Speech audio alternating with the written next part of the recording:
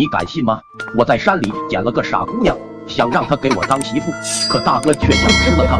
60年代闹饥荒，地里的庄稼颗粒无收，人们为了保命，连地里的草根树皮都吃得干干净净。我们家一共4口人，除了父母之外，还有一个好吃懒做的哥哥。父母年事已高，已经没有能力再寻找食物，眼看家里能吃的东西越来越少，无奈之下，我只能每天都去山里碰运气。那天我又如往常一样在林子里转了个遍，就在我准备下山的时候，却突然发现一个衣衫褴褛的女人在啃树皮。看她蓬头垢面的样子，应该是逃荒到此。那女子不会说话，时不时的就傻笑一声。经过我一番观察，才明白这女人是个傻子。看她的相貌，应该不是穷苦家的孩子，可遇上这灾年，纵使有万贯家财，也买不来1粒粮食。我看这傻姑娘一个人在这林中可怜，便把她带回了村子。回到家时，爹娘就凑上来问我有没有收获。我摇头长叹一声。不过我在林子里面捡了个傻姑娘回来，我娘瞬间发起脾气。现在自己家人都没饭吃，还弄一个外人回来。此时哥哥望着那姑娘咸水直流，我没有理会，便把姑娘送到了房间睡觉。夜里我被尿憋醒，起床方便时就听到一阵吵闹声，刚一凑近，就听到了大哥和娘的虎狼之词：爹娘，要不咱们不如把那傻子给炖可吃肉，他差不多有8、90斤，够咱们这4口人吃上半个月的。我娘听后也是咸水直流。我爹老实本分，听完大哥的提议之后，连忙拒绝，说这不行，咱们得本本分分的做人。娘却反驳道：我说当家的，咱们现在自己都吃不上饱饭，哪还有多余的粮食给那傻子吃？要我说，这就是老天爷可怜咱们一家人，给咱们送吃的来了。老大，等会儿你就去老二屋里把那傻子干掉。得到了娘的同意，大哥连忙去厨房磨起了刀。我实在没想到爹娘和大哥竟然能够下得了如此狠手。要知道这姑娘虽然智力低下，但也是个人的。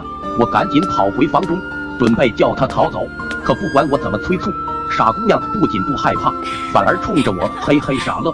见她这副模样，我急忙拽起她便准备逃出屋子。可还没走2步，大哥就拿着一把菜刀挡着我们身前。老二，刚才我跟爹娘说的话，你既然都听到了，你就要明白，没有什么比活着更重要。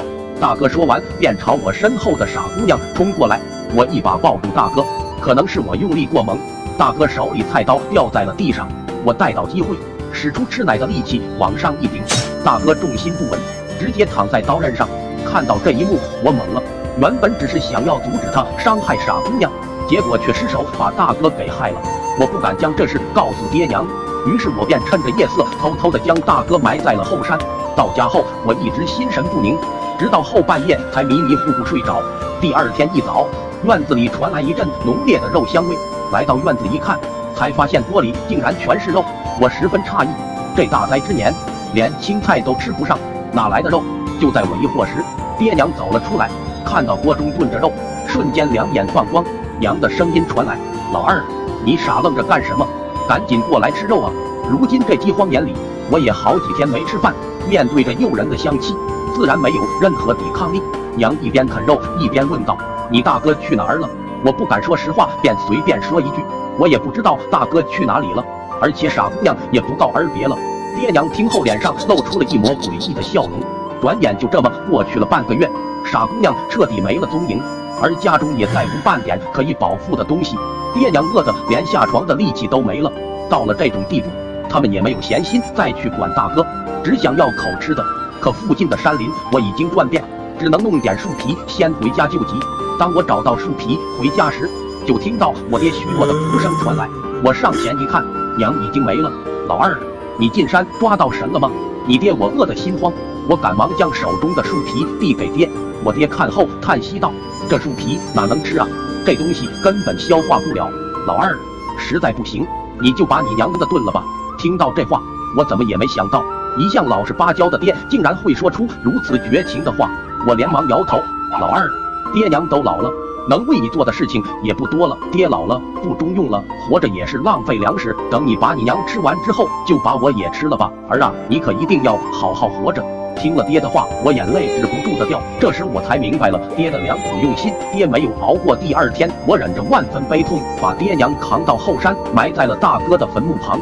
埋葬好他们后，我浑浑噩噩的回到家，昏昏沉沉的躺在床上，不知道过了多久，我突然被一股诱人的肉香味叫醒，走进院中一看，没想到失踪的傻姑娘竟然回来了。